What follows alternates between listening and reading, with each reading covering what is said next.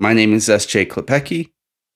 I'm a debut author with the Black Dawn series by AK Press, and my debut novella, Station 6, is now available for pre-order at akpress.org.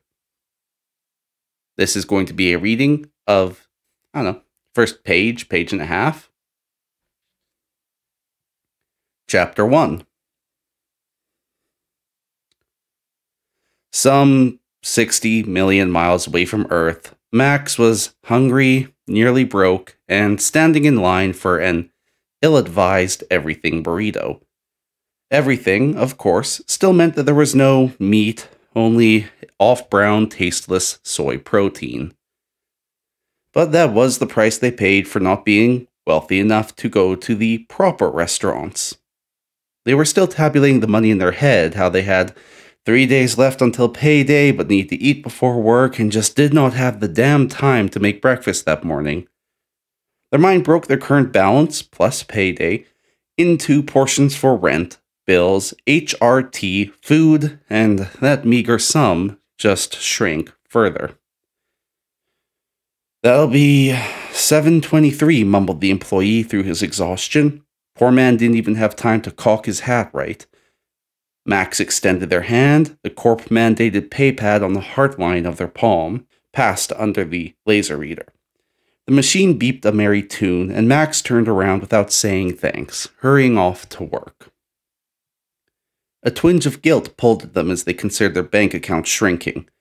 The debt they had to pay to LMC, the rent they had to pay to Callahan Housing, a dozen more tiny costs and infractions and hits to whatever they made. In theory, there was a savings account, one they hadn't checked outside an automated email, cheerily informing them at the current rate they'd have enough to retire by 2,856.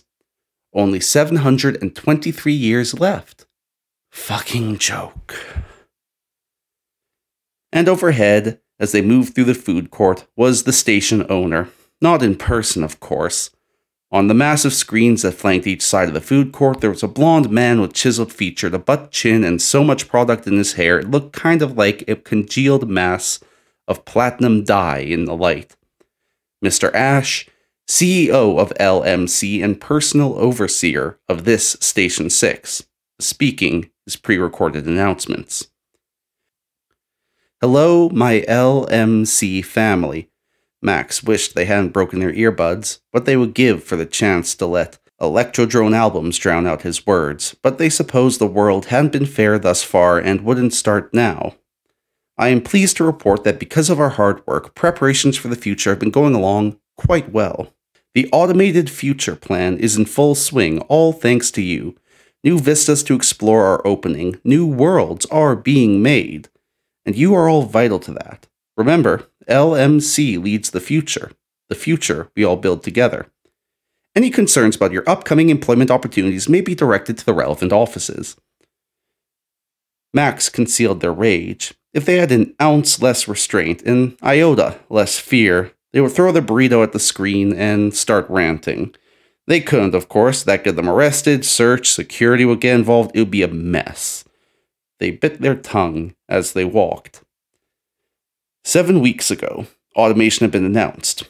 7 weeks ago, Max felt the floor of the world fall out from under them.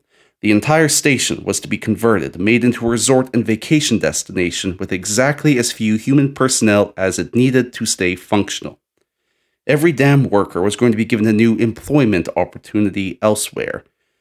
Hearing that, reading the words, seeing over and over again the jobs available, struck Max like a harpoon to the heart. Mars, Io, Europa, the asteroid fields.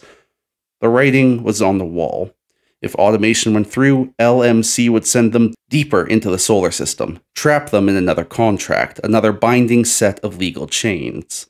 Everything they'd built here, such as it was, would be uprooted again.